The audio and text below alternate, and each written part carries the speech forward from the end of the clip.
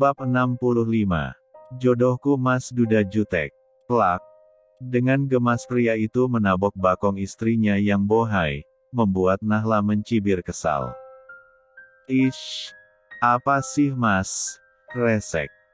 Ujarnya lalu keluar dari kamar. Pria itu mengekornya dengan senyuman nakal. Kamu nggak ngantor? Tanya Nahla melihat suaminya masih santai. Ngantor dari rumah, biar bisa jagain kamu sama Kay, jawabnya sesantai itu. Owner dari perusahaan manufaktur itu mensejajarkan jalannya sambil merangkul istrinya menuju kamar utama. Kenapa? Tanya Nahla demi melihat suaminya yang nempelin terus. Nggak ada, pengen deket aja, emang nggak boleh. Boleh sih, tapi jangan terlalu dekat juga. Kamu meresahkan, ucap Nahla jujur. Mengingat dirinya masih masa nifas, agak horor juga kalau suaminya mepetin mulu. Hanan hanya menanggapi dengan senyuman pernyataan jujur istrinya. Apakah dirinya semeresahkan itu? Sepertinya pria itu tengah puber kedua, jadi bawaannya ingin selalu dekat dan dekat. Masalahnya istrinya baru melahirkan, jadi harus sedikit sabar agar aman lancar terkendali. Perempuan itu mengecek barang belanjaan yang tadi dipesan. Apakah sesuai dengan yang diminta atau malah memilih produk lain? Mas, ini kok merek yang ini? Aku kan udah bilang kurang lembut sampingnya, protes Nahla tidak sesuai ekspektasi. Berarti aku salah dong, jawab Hanan ikut melongok ke kantong belanjaan. Salah sih enggak, tapi ya sudahlah sudah dibeli juga, kata perempuan itu tak mempermasalahkan lagi. Lalu menyingkirkan dari ranjang. Biarkan nanti Simbok yang membereskan. Suara ketukan pintu kamar membuat keduanya menyahut. Bu Nahla, ini jamunya, ujar Simbok membawakan jamu-jamuan rekomendasi dari ibunya. Iya makasih Mbok, jawab Nahla menerima dengan ragu. Kata ibu harus minum jamu setelah melahirkan biar sehat, rasa hati tak suka tetapi ia menurut saja. Sama-sama Bu, jawab Simbok undur diri sambil mengemas pakaian kotor di ruangan itu. Bo, tolong itu nanti nyuci bajunya kayak dipisah ya, terus juga memakai deterjen khusus. Yang kemarin itu kan Bu? Tanya Mbok memastikan. Iya Mbok, jangan sampai keliru, pesan Nahla yang memperhatikan detail putra mereka. Nahla mengamati cangkir berisi jamu yang siap diseduh, belum minum saja kerongkongannya sudah getir lebih dulu. Kenapa sayang? Minum, ucap Hanan memperhatikan istrinya. Pahit, kalau nggak diminum ibu marah nggak ya? Nggak tahu, bilang ke ibu aja kalau nggak mau minum, saran Hanan bijak. Duh, ribet nih, aku coba dulu deh, ujarnya sambil mengucap bismillah dan siap-siap lebih dulu. Perempuan itu menutup hidung dengan tangan kirinya agar terhindar dari bau yang menyengat, mencoba menenggak sekali tegukan. Namun, baru saja masuk melewati tenggorokan rasanya mau muntah. Sepertinya perut Nahla mengalami penolakan. Perempuan itu langsung berjalan cepat ke kamar mandi memuntahkan isinya di sana. Dek, ya ampun. Nggak usah dipaksa kalau nggak bisa. Kamu nggak apa-apa. Hanan langsung mengejar istrinya. Menyusul ke kamar mandi yang tengah muntah-muntah. Iya mas, kayaknya aku nggak bisa minum jamu. Pahit banget, aduh perempuan itu kapok. Udah ayo keluar, sampai gini banget. Pria itu mengambil tisu lalu mengelap bibirnya yang basah. Minum air putih dulu, ujar pria itu kembali memberikan air mineral yang tersedia di kamar. Udah mas, aman. Besok nggak mau lagi nggak enak, ujarnya merasakan pahit yang tak berkesudahan.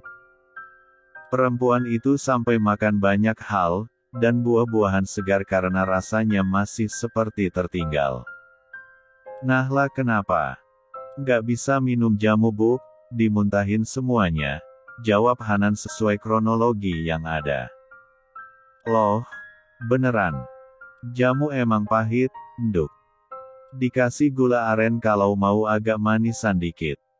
Nggak maulah Buk, tobat, jawabnya tak ingin mencoba lagi. Ya sudah nggak apa-apa, yang penting cepat sehat, kata ibu tak masalah. Nahla kembali sibuk dengan kegiatannya sebagai ibu baru, Hanan juga nampak sibuk membantu sekaligus bekerja. Ini nanti teman rekan guru pada mau datang Mas, harus masak banyak ditambahin, ujar Nahla membaca pesan di grup keguguran di sekolahnya. Teman kerja kamu mau datang? Timpal Hanan sembari sibuk di depan laptop. Iya Mas, ini ada yang ngabarin. Nahla keluar kamar lalu turun mencari Simbok yang ternyata sibuk di belakang. Buk, Simbok mana? Ada tadi di belakang, kenapa Nduk? Tanya ibu memastikan. Perempuan itu tengah ikut sibuk menyajikan kue kering ke toples. Mau banyak tamu Buk? Ini rekan guru mau pada kesini, jawab Nahla sambil menilik persediaan kulkas. Oh, ya tinggal ditambahin aja masaknya. Lauknya cuma ini ya Buk? Sepertinya iya, mau nambah lagi? Iya Buk, nanti kurang. Jam segini pasar udah tutup belum ya sekalian ngirimin makan siang buat bapak, mumpung lewat. Mau ibuk aja yang ke pasar. Dianterin Pak Ahmad, Bu, nanti aku panggil, ujar Nahla menyebut orang suruhan suaminya. Siap, jawab Bu Kokom mengiyakan. Dek, seru Hanan dari lantai 2. Memanggil-manggil istrinya yang tak kunjung kembali. Nduk, itu suamimu manggil, interupsi Bu Komariah pada putrinya yang masih sibuk di belakang. Nahla langsung bergegas, menghadap suaminya. Terlihat pria itu tengah menimang Kai yang terjaga dan sepertinya butuh ASI dari induknya. Bab 66. Ini Kai rewel, minta ASI, ujar Hanan menyerahkan bayi mungil itu pada istrinya. Nahla langsung menimangnya, lalu mengambil duduk dengan tenang. Memberikan ASI pada Kai yang memang terlihat kehausan. Tuh kan lapar, makanya ngeruling. Wah, Kai semangat sekali. Hanan ikut duduk di dekat istrinya. Mengamati putranya yang tengah menyabotase benda favorit dirinya. Pria itu ikut usil di dekat Nahla, mengamati dengan senyuman devil. Kamu ngapain Mas? Tolong bilangin ke ibu kalau makanannya sama lauknya pesan saja, kasihan harus ke pasar udah jam segini, mending beli di warung yang sudah mateng. Sekarang, tanya pria itu masih betah berlama-lama di dekat istrinya. Iya Met, masa besok, kan tamunya sekarang, ujar Nahla gemas. Oke deh, ujar pria itu beranjak. Boy, papa turun dulu ya, jangan dihabiskan, sisain untuk papa ya. Seloroh pria itu beranjak, membuat Nahla gelis saja. Suaminya itu random sekali, benar-benar meresahkan. Hanan menurut, turun menemui mertuanya. Menyampaikan amanat sesuai apa yang dikatakan istrinya. Buk, kata Nahla nggak usah belanja ke pasar, beli yang udah mateng aja, biar nggak repot, kata Hanan sambil mengeluarkan lembaran merah dari sakunya. Buk, Hanan nggak tahu, bawa segini dulu semoga cukup, kalau kurang telepon saja Buk, nanti biar Pak Ahmad ambilin. Cukup, cuma beli lauk sama sayur doang kan. Ini lebih dari cukup Nan. Sengaja Hanan lebihkan mengingat apa-apa mahal, barangkali di jalan ibu kepingin dawet ada buat beli tidak harus mengeluarkan uang dari dompet sendiri. Ya sudah biar ibu langsung berangkat saja, tolong panggilin yang mau nganter, pinta Bu Komariah. Hanan menelpon Pak Ahmad, tak berselang lama pria suruhan menantunya itu datang ke rumah. Pak, anterin ibu beli makanan ya, tolong sekalian nanti terserah ibu milih tempatnya ngikut aja, ujar Hanan berpesan. Siap Pak Bos, jawab Pak Ahmad mengangguk setuju. Setelah urusan penyampaian amanat selesai, Hanan langsung kembali ke kamar. Melihat istrinya tengah rebahan di kasur, pria itu langsung menyusulnya. Wah, enak sekali ada yang bersantai, ngikut sayang, ujar pria itu memeluk perut istrinya. Merebah dengan telungkup. Mas, bukannya tadi lagi sibuk? Itu laptop kamu masih nyala. Sebentar, lagi nunggu hasil penjualan hari kemarin sama barang yang keluar, jawab pria itu tanpa merubah posisinya. Mas, jam berapa ini? Sebentar lagi jemput Ica loh, jangan sampai lupa. Aku ngantuk sayang, tidur bentar ya, sahut pria itu nampak kelelahan. Semalam ikut jagain Kay jadi dia tidak bisa tidur dengan tenang. Beneran tidur mas? Tanya Nahla mengusak rambutnya dengan sela jemari yang tak membuat pria itu membuka matanya. Hanan benar-benar tertidur pulas siang itu. Ia bahkan terbangun saat rumah sudah nampak ramai dan langsung tergeragap begitu mendapati belum menjemput Ica. Astagfirullah. Aku ketiduran, ucap pria itu terduduk. Menatap sekitar yang tidak ada siapa-siapa. Bayi comelnya juga tidak ada di boxnya. Pria itu terkesiap begitu menilik jam di ponselnya sudah menunjuk di angka hampir 2. Loh mas, sudah bangun? Tanya Nahla yang saat itu tengah menggendong Kay hendak memindah ke box. Kamu kok udah dandan cantik gini, mau ke maba? Tanya pria itu menatap pangkling. Ya nggak kemana-mana. Masa mau banyak tamu harus pakai daster, sahut Nahla benar juga. Tamunya udah datang. Itu yang di depan teman aku mas, dia sama suaminya, temuin sana. Bentar belum sholat, kamu kenapa nggak bangunin, yang jemput Ica siapa? Astagfirullah. Aku lupa Met, Ica belum dijemput, seru Nahla membuat Hanan ikut kaget. Serius? Ya Allah. Anak soleha aku bagaimana nasibnya, ujarnya langsung panik. Becanda mas, becanda, ya ampun. Makanya kalau disuruh jemput jangan tidur, bagaimana kalau aku lupa beneran? Beneran udah pulang. Bikin orang jantungan aja, syukurlah kalau udah pulang. Namanya orang ketiduran ya bagaimana lagi? Sekarang di mana? Ada di bawah, lagi main sama anak temen aku, dia hampir seumuran jadi berasa punya teman baru. Oh, ya sudah aku mau sholat dulu, nanti aku ke depan, ujar Hanan beranjak. Nahla sendiri kembali ke depan menemui tamunya.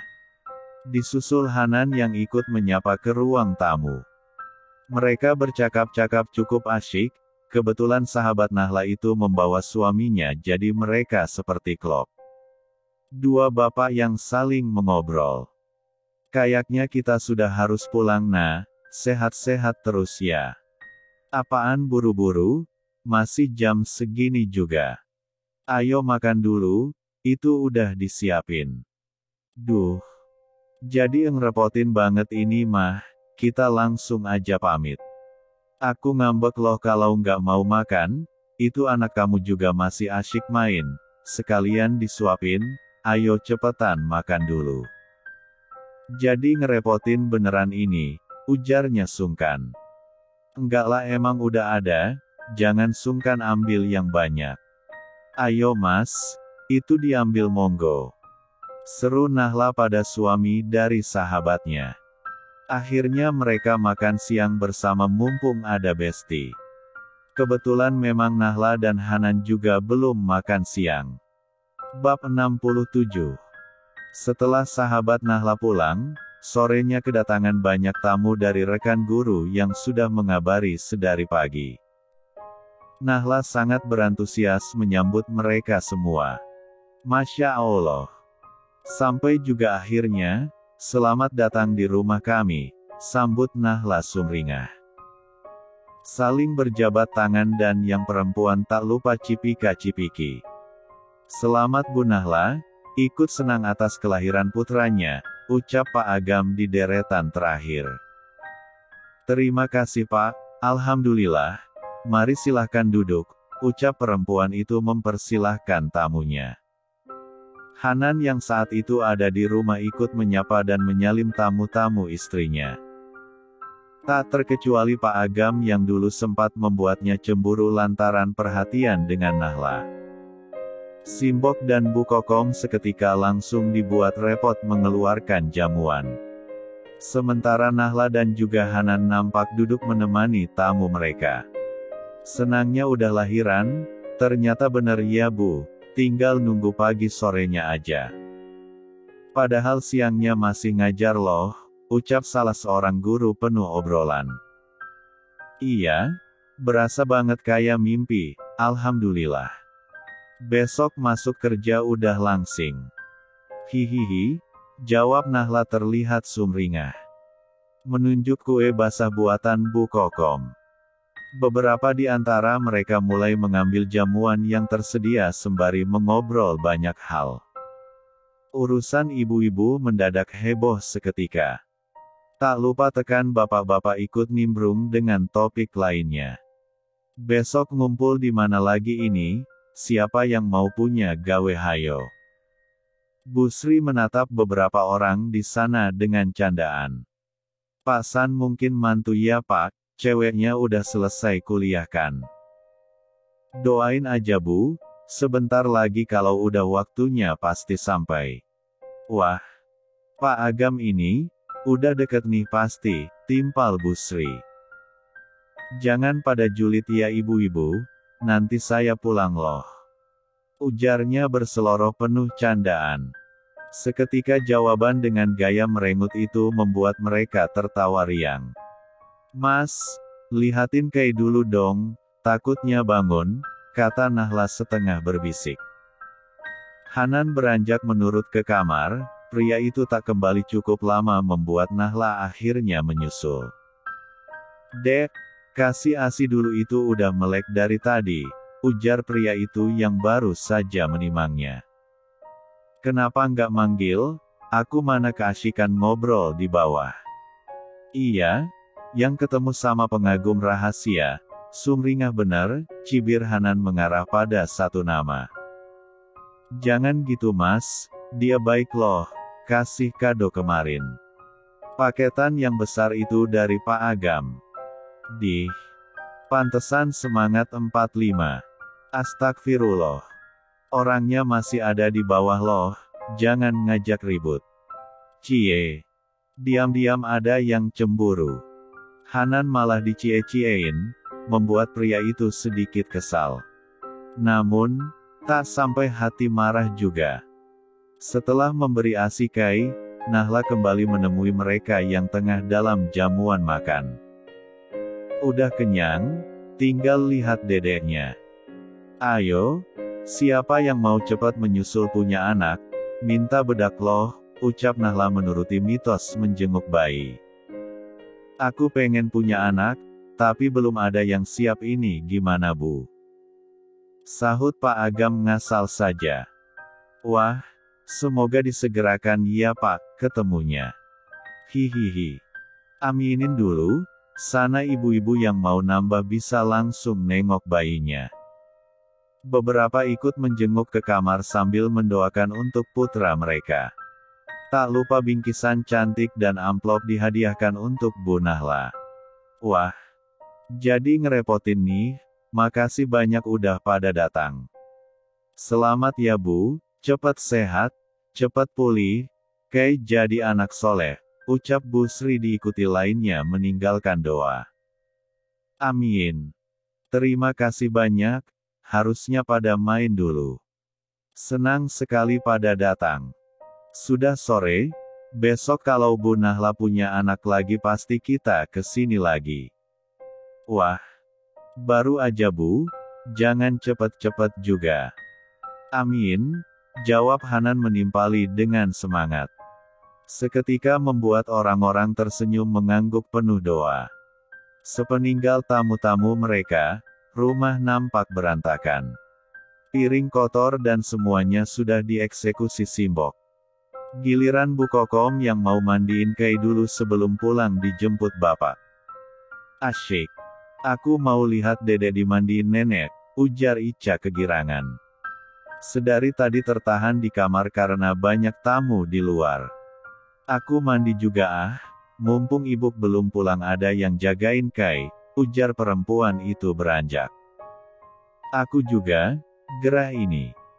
Hanan hendak menyusulnya, tetapi langsung dipelototin istrinya. Astaga, serem amat dek, ini cuma mau mandi loh, gerah. Ya udah kamu duluan sana. Ngikutin mulu. Hehe, butuh jasa gosok punggung, kali aja beruntung bisa gosok yang lain, seloroh pria itu menaik turunkan alisnya. Baf. Nahla yang gemas langsung menimpuk tubuh suaminya dengan bantal. Entahlah, kenapa suaminya sekarang mendadak mesum. Baru juga turun mesin belum genap 2 minggu, suaminya sungguh meresahkan. Pria itu malah cekikikan tanpa dosa.